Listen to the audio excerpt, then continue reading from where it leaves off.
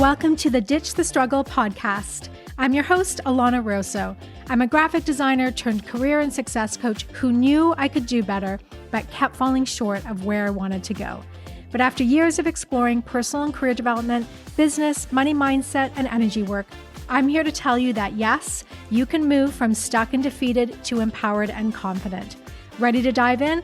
Awesome. Together, let's ditch the struggle.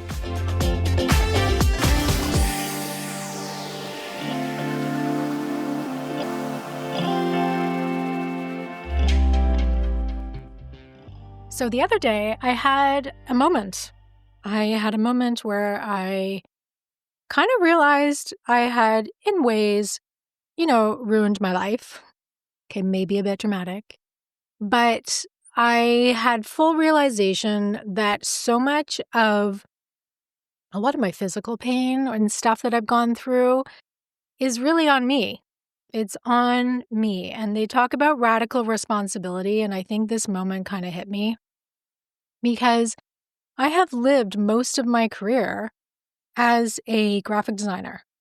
And what that has meant is sitting. A lot of sitting. And this is not going to be a lecture on how sitting is bad for us. Yes, it is. Like for hours and hours. But this is really about me realizing that I'm playing a huge part in stuff I think is going on with my body now. And I don't care if you're a graphic designer, whatever you're doing, you're probably sitting a lot. And so this whole desk culture, sitting, workaholic nature that is so ingrained in especially North America, it's not the same in Europe. I had an off-camera conversation with Gregory Benedict Russell, who is on my show, and I just guested on his. And he was saying that in Europe, or is it somewhere in Germany, where at 5:00, the desks literally lift up and go up into the ceiling. So you cannot work past 5:00. We need that here because we are working too much and we know this, but because it is part of our culture, it is addictive. It is like something we do. And the truth is that I have spent most of my life and my career as a graphic designer, which has meant me sitting for hours and hours and hours a day. Sometimes 16 hours a day in the beginning of my career when I was just working these insane studios, just like hustling like a maniac. I mean, yes, I was sometimes standing for when I was teaching part-time and doing all these things, but I have spent, I don't know how many years, like if I was to break down the math, because I love math, like basic math, how many years I've spent just sitting like in front of a screen, it would be shocking. And what that has meant is that I feel my body has compressed. And I talk a lot about in like some of my keynotes and presentations to designers in the creative world about finding an expansive workplace versus a contractive workplace. So you want to work somewhere where you feel like there is that expansive energy where you feel valued, you feel productive, you feel seen, you feel heard, you feel you're being paid well. There's a whole bunch of elements. But the idea is contractive versus expansive, right? Expansive is good, contractive not. And so I have spent so much of my career sitting contracted in this like tight position.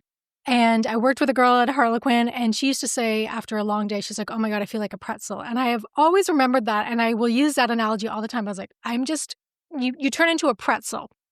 And so I had a moment a few weeks ago where I just was radically honest with myself about how this has had an impact on my physical, emotional, all the health things. And really, it's not great. It's not great because I have been in this contracted position and I, again, especially at the beginning of my career, was not great about taking breaks. I'm much better now. And I will say, if anyone is listening to this who's like, still in their 20s, 30s, it actually doesn't matter what age you are, but you have to get up physically from your desk and move more. If I could change maybe one thing about how I operated in my career, it was not taking those breaks. And I'm not just talking about like getting up and getting a coffee, because you probably don't need more caffeine, but getting outside.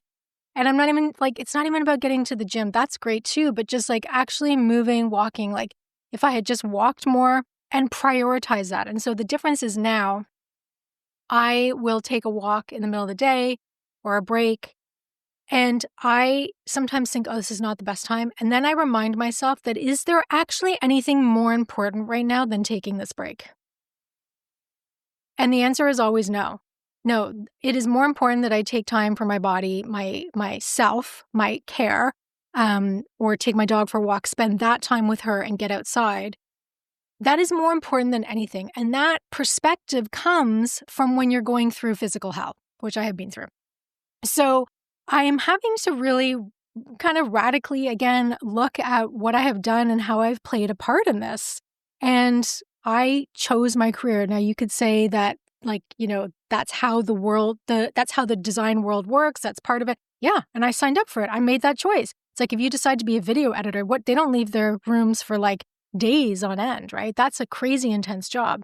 But it is our responsibility to take the breaks. And I feel like every post out there on self-care is telling you to do this, but do we actually do it? I'm really trying to be good about it, because I'm seeing that all of those choices I made to just keep working, and working all the weekend and just working like a crazy person has turned my body into a pretzel. And I'll tell you about kind of what I'm doing to help that now.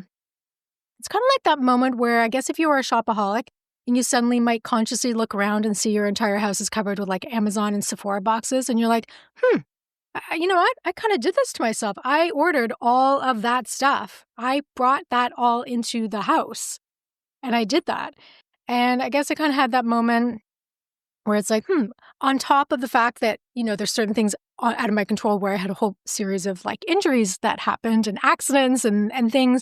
And so you all together becomes this perfect storm. But there was certainly certain amounts of it that I could control. And now I'm trying to just basically course correct and reverse. Now I'm in a position where I have to try and reverse what I have done to myself. And generally, graphic designers, their career is intense. Like that word intense has been coming up so much. I've had really intense work lately, and I was touching base with a few different designers. How's that new job going, or your change of your job?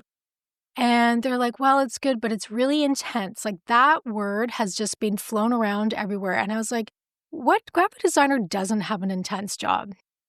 Or how many people do not have an intense job right now?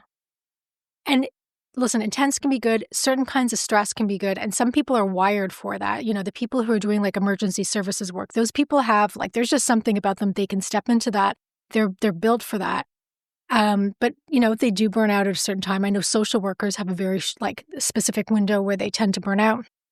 But the quantity, the amount of work that I'm seeing people push through these days, and again, it's part of our work culture. Canada's insane. I don't. It's just like when I talk to my European friends, who are always on vacation, taking time off, it just blows my mind. And I've been part of this. I've been participating in this, and that is on me. That is something that I have done. And yes, you have to pay your bills, all of that stuff, and that's partly why you do it, right?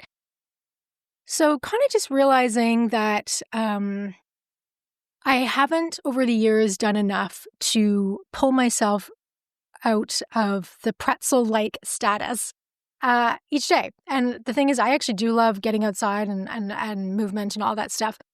But it's still like, even if you do it, after work or before work, you're still having these days where it's like 8-10 hours of just like not moving.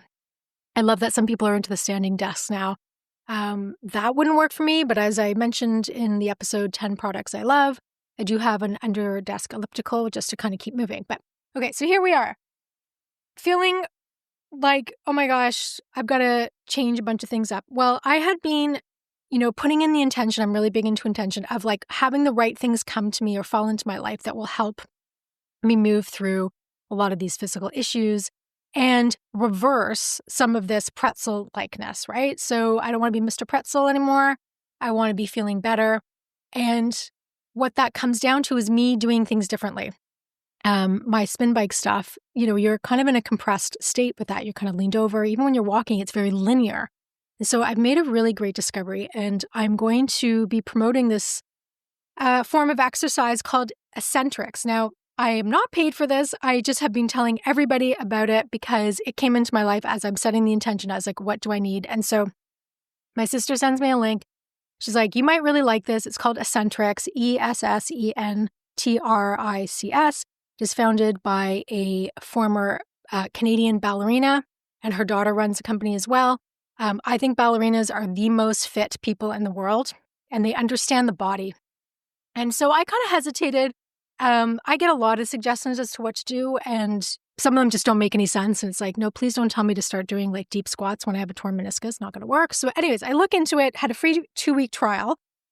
And again, I'm just like been telling everybody about it. And I started it. And what I really love about it, should you go and do the 2-week free trial, if you decide to stay with it, it's completely financially accessible. It's $16.75 Canadian a month. Okay. So it's not one of these things where it's like the Peloton app, which is like 50 US, all these things that are, it's just, it adds up. I think everyone has subscription fatigue. I'm so done with like a billion subscriptions. I really try and keep them to a minimum.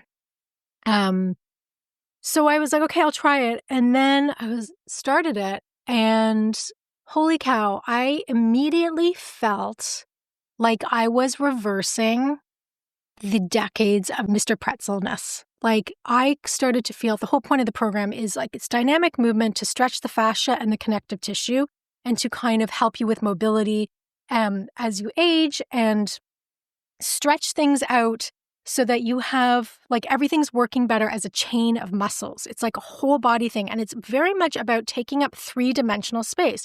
So you're not just in a linear walking position. Your arms are going all different ways. A lot of it's controlled movements. Think like Tai Chi mixed with some Pilates and then mixed with some like just dynamic stretching. But I am telling you, I became obsessed with it pretty well right out of the gate because I felt so good after. Your energy level after is amazing. And it doesn't matter where you are or what you can and can't do. I've had some days where it's like, okay, pretty limited. I can't stand on one leg at one time. And I find workouts that work for me. And I was just realizing this is what we need to do to all of our bodies because we are just living these sedentary lives. And I know some people are out there, they don't have the desk jobs. They're living their best life. And I know people who realized that they had desk jobs and they hated it. And they're like, I need to do something physical. I know someone who went and became a mail delivery person because they wanted to literally walk every day. Now that comes with a whole host of other body challenges. But they wanted to be outside, not behind a desk. And so we can make certain choices like that, or they want to be a carpenter and work in a working studio and all of that. And I think that's great because too many of us are just sucked into the laptop life, right? And for me, absolutely. If I'm not, doing design work, I'm still on Zoom with coaching clients. So it's a lot of that too. Anyway, I start to feel that like space was being created between the cells of my body, which sounds kind of maybe weird, but I felt like, oh, I can start to breathe. I felt like an elastic band that was being stretched out and undoing all of those years of stress. This is how it's been feeling now. I have only been doing it for about 2 months, but I have already decided that this is something I'm going to do for life. And I know that's like a big statement. Some people find yoga and they're like, this is my thing. I never really got into yoga. That's probably because my mom was a yoga teacher and I just didn't do what she did. But I see the value of it. And growing up with that, I understood the importance of taking care of the body. But this is something that it's not as slow as like Tai Chi, which sometimes is, if you're like, listen, let's face it, a kind of high performer, high achiever, you sometimes don't want to just be sitting there like doing nothing. So this is much different. I feel like the workouts go faster, they go by quickly. I'm really in it and just starting to notice, oh my gosh, when I do this to my shoulder, how it like all the cascade down feels better all the way down to your feet. So this has been working for me in just a couple months, feeling better. And it's something I absolutely plan on doing for hopefully the rest of my life. Now, I will say, if you were to look it up online, you're going to see that they target it towards an older demographic. Now, I need to say that I have always said this, that I love old people exercise. They got it going on. They know what's going on. The Tai Chi, the walking, all that stuff, that is going to help you. And I know so many people, they're in their 30s, they're working through chronic pain, all ages, they've had something happen. So don't let that deter you, because when you actually go into the program, you can search by workouts for if you're in your 20s, your 30s, whatever age you are. And some of it's really challenging, really hard. Again, like it will go into the deep Pilates work. And these, again, a lot of the instructors are former ballerinas, so they are very athletic. They got their legs going up pretty high. But you don't have to do that. So the realization that, A, I've done a lot of this to myself, and then B, I have to take responsibility and start trying different things, keep trying different things to reverse. And then there was the hope piece, is like, oh my God, there's things out there that can help you. And I think sometimes we forget that, but we have to actually do them, commit to them, and, like be in that disciplined space where we're actually doing it. But if you find something that's making you feel better, like genuinely, I don't hesitate to do these little workouts. Some of them are 10 minutes. There's thousands of them on the website. Because I feel so much better after. And I honestly feel like it's reversing that anxiety, that stress, like stuff that happened like 10 years ago. You kind of feel it's exiting your body. I don't know how else to explain it. So I see this as a long-term plan. I don't feel like, 2 months in that it's like completely cured me, or I feel 100 times better. I feel slight improvements. And this is like, think about it, all the times you've been sitting down at your desk and kind of crunched into a pretzel. Now you're having to reverse that.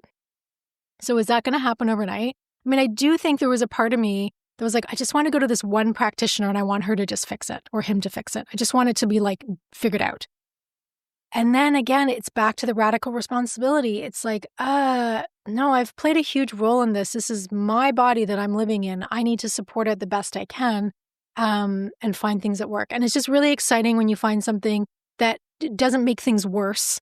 Because sometimes you can try something with the best intentions and it's not good for you, even though it's great for someone else. Like spin biking is not working for a lot of people, but for me, it's still working. So just exciting when something works out or feels good and supportive of what you want to do, because I don't want to be that person, if you look down the line, that just is like hunched over. And it's like, I don't want people to look at me and be like, oh man, she clearly was a graphic designer. Look at her. She looks like a sad, stale pretzel all curled up there and she can't move. And she's just like, I don't want to be that. Like, that's not the identity that I want. I want to be someone who has good posture, can like walk well, and feels like just strong, and finding something that will help you is key.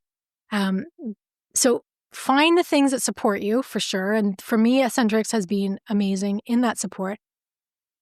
And course correct and change any patterns, behaviors that you've been doing that are not supportive. Again, I truly, when I take a break now and I feel drawn back to the computer, or I feel like, oh, I should be doing this, should be doing that. I mean, as a small business owner, there's never a shortage of things to do. It's like the list never ends.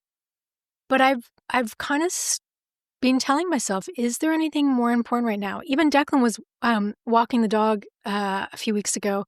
When I say walking the dog, she goes down like 3 or 4 houses. She's 16 years old now, and she takes a very long time. She just kind of sniffs because she's a dachshund, so they're hunting dogs. And he realized he was going to be late for work because she was just in the mood to just sniff and just do her thing. And we always take our time with her. It's her time. It's not our time. It's her time. And he realized he's going to be late for work. And then he's like, but it's more important. She's more important. Nothing was going to happen to him if he was late for work, really. But he's like, this is more important. Her time, her happiness, and this space, this time with her is number one. And so I have been thinking a lot about priorities.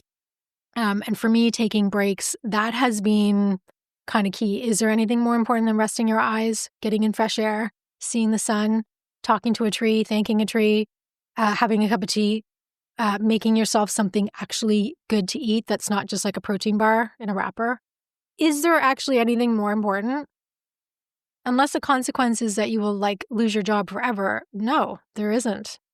So that's kind of how I'm approaching things, so that I can reverse the Mr. Pretzel-likeness, because I don't want to be that way anymore. And you need to ultimately let your body stretch out and get that fascia, like dive into fascia. It is the key to unlocking everything and all of our stress, trauma, memories, every shock, everything, all that is just going into this fascia, which is like glue, kind of like holding our body together around our muscles. And it doesn't like a lot of stress. And I think we forget how much stress we're under. And it's just becoming clearer and clearer and clearer to me how much stress we're under and how much we tolerate.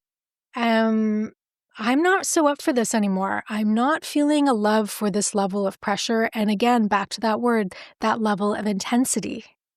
I think most people would like a less intense career and a less intense job, or at least it has areas or moments where there's an intenseness, but then it calms down. So I feel like that works well for people. That works well for me too. It's like, okay, let's do a push, but I would like some time to recalibrate and have a little bit of downtime. Not sure we're all getting that. And if you are a graphic designer who has a non-intense job, please let me know. I would love to hear about it. I would really love to hear about it because I'm not hearing too much about that. It's just the quantity of work is so intense. And I get a lot of coaching clients ask me, like, how do I deal with that? And there are certain boundaries you can do, but ultimately you're in a work environment, a work culture that's what they demand. So you have to decide whether you still want that. And it's okay to not want to be a part of that. That's the hardest thing, is recognizing, I actually don't want this anymore, then having the courage to make the changes, which is a conversation for another day. But for now, be nice to your fascia, stretch out your body, take the breaks. Nothing is more important. Absolutely nothing is more important than putting yourself first. Take care, guys.